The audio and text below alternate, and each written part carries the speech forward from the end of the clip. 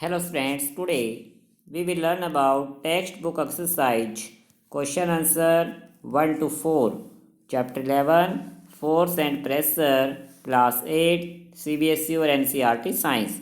Student आज हम chapter 11 के text book exercise question answer 1 to 4 को समझेंगे और उन्हें लर्न करेंगे। Question number 1 student give 2 examples each का मतलब हर एक के 2 एग्जाम्पल देने हैं of the situations in which you push और pull to change the state of motion of objects.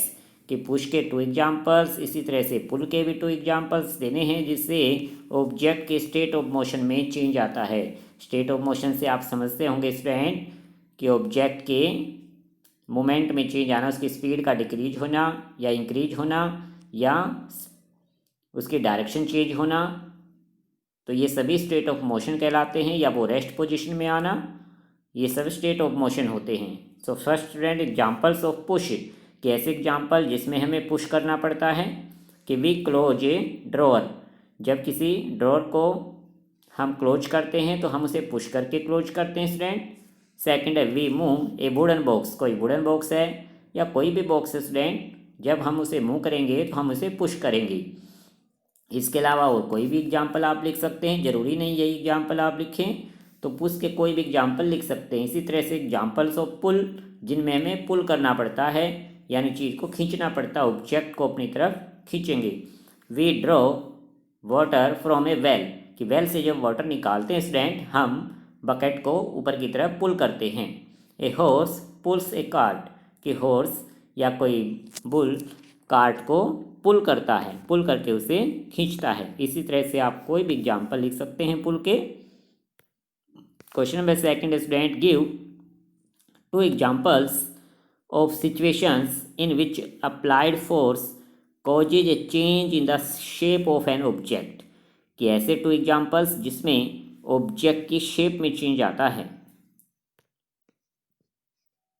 कि फोर्स अप्लाई करने से स्टूडेंट या तो ऑब्जेक्ट के स्टेट ऑफ मोशन में चेंज आता है या उसकी शेप चेंज हो जाती है। तो शेप वाले हमें सिचुएशंस देने हैं, एग्जांपल्स देने हैं। First example students we apply force on rubber band to stretch it, कि रबर बैंड को जब हम स्ट्रेच करने के लिए फोर्स अप्लाई करते हैं तो रबर बैंड पहले इस शेप का है, तो स्ट्रेच होने के बाद वो उसका साइज इंक्रीज हो जाएगा, बड़ा हो जाएगा वो, तो इसकी शेप में चेंज आ गया।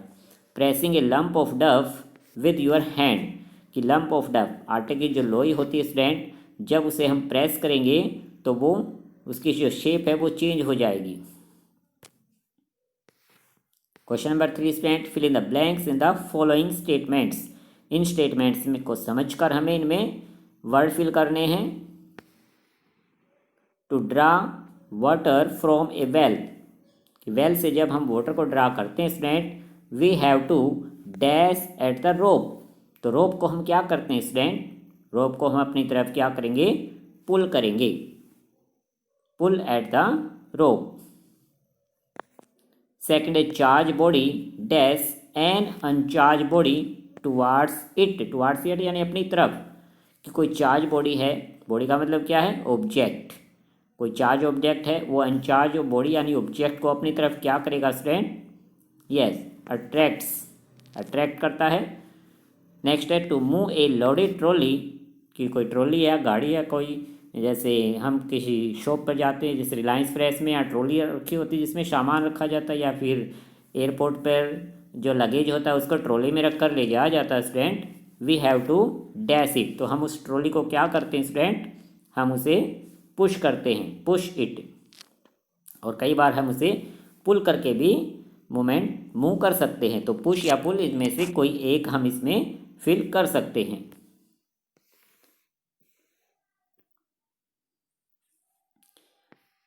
Number D student last statement है इस क्वेश्चन की, the north pole of a magnet, कि मैग्नेट का जो नॉर्थ पोल होता है dash the north pole of another magnet, दूसरी मैग्नेट का भी नॉर्थ पोल है, तो सेम पोल जब आपस में एक दूसरे के पास आएंगे स्टूडेंट तो उनमें क्या होता है, डैश यस रैपल्स, कि वो एक दूसरे को रैपल करेंगे, यानी कि एक दूसरे को पुश करेंगे, दूर भेजेंगे एक दूसरे को।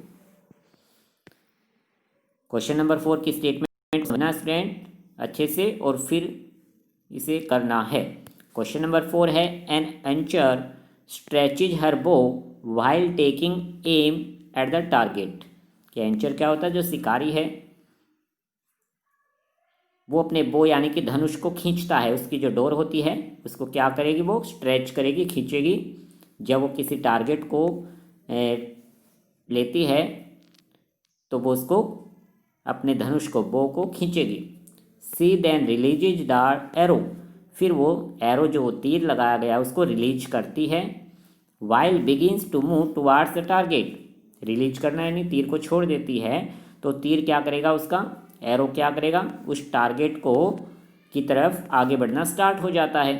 तो आपको सिचुएशन को माइंड में स्टूडेंट एक पिक्चर के फॉर्म में समझना है कि कोई शिकारी है, वो अपने धनुष को खींच रहा है, उस पर धनुष रख कर तीर रखकर उसको खींचता है, बाण रखकर, और फिर उस एरो को रिलीज करता है। तो एरो क्या करेगा?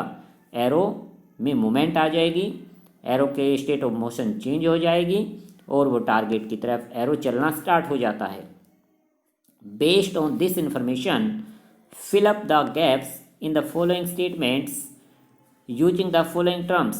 के नीचे कुछ वर्ड्स दिए गए हैं, इस इंफॉर्मेशन के बेस पर हमें सेंटेंसेज में जो गैप हैं, गैप यानी फिलअप हैं, फिल इन द ब्लैंक्स हैं, उनको फिल करना है। इन टर्म्स के बेस पर हमें वर्ड्स भी दिए गए हैं आपकी बार स्टूडेंट कि muscular, contact, non contact, gravity, friction, shape, attraction. इन वर्ड्स की हेल्प से हमें स्टेटमेंट में जो गैप हैं उनको फिल करना है। आप इन सभी टर्म से अच्छे से परिचित हैं स्टूडेंट, आपको सबको स्टेटमेंट्स पता हैं, चैप्टर अच्छे से समझा आपने। तो सभी स्टेटमेंट्स के बेस पर आपने सभी वर्ड्स से टर्म्स पढ़ ली हैं। आइए अब उन स्टेटमेंट्स को पढ़ते हैं और उन्हें फिल करने की कोशिश करते हैं। Number A statement student to stretch the bow, कि जैसे ही उसने धनुष को स्ट्रेच किया, the archer applies a force, archer ने एक फोर्स अप्लाई किया, दैट कॉजेज ए, जिसके कारण से यानी फोर्स अप्लाई होने की वजह से क्या हुआ? ए चेंज इन इट्स डैश, उसकी चेंज, उसके किस चीज़ में चेंज आ गया? किस चीज़ को खींचा गया है? बो को, बो की बात की जा रही है। इट्स का मतलब यहाँ क्या है? बो यानी धनुष। जैसे उसने धनुष को खींचा तो आर्चर ने अप्लाई किया फोर्स, और उस फोर्स को अप्लाई करने की वजह से बो के किस चीज़ में चेंज आया? कि स्टूडेंट समझ सकते हैं, दिस इज ए बो, डी की तरह होता है। जैसे उसकी डोरी को आर्चर खींचेगी तो उसकी डोरी इस तरह से खींची जाएगी इस तरफ, तो बो की जो शेप है स्टूडेंट वो क्या हो जाएगी? ऐसे डोरी खींचेगी तो उसकी शेप में चेंज आया। तो इसमें क्या फिल करेंगे हम? Shape, yes. सेकंड स्टेटमेंट है student the force applied by the archer to stretch the bow, कि आर्चर यानी कि शिकारी ने, जब धनुषधारी ने, आर्चर धनुषधारी होता है स्टूडेंट, जिसके पास धनुष है, उसने बो को जब स्ट्रेच किया तो फोर्स अप्लाई किया। The force applied is an example of dash force, किस फोर्स का एग्जाम्पल है? जब अपने से लगाओ स्टूडेंट, आप अगर किसी धनुष को की डोरी को खींचेंगे, स्ट्रेच करेंगे, तो बो में तो बो की तो शेप चेंज हो गई है, लेकिन जो फोर्स हमने अप्लाई किया वो किस फोर्स का एग्जाम्पल है? Yes, muscular force. नेक्स्ट है the type of force responsible for a change in the state of motion of the arrow,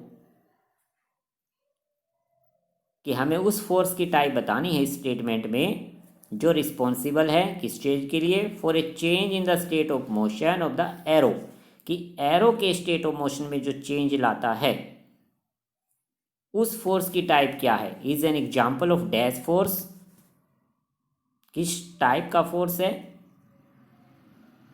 उस फोर्स का नेम क्या स्टडी किया हमने, मस्कुलर फोर्स। और मस्कुलर फोर्स की यहाँ पर स्टूडेंट टाइप पूछी गई है, टाइप। बी नंबर में था फोर्स का, एक फोर्स के बारे में बताना था, किस एग्जाम्पल। मस्कुलर फोर्स किस टाइप का है, yes, muscular force is contact force. तो इस फिलअप में क्या आएगा, कॉन्टैक्ट।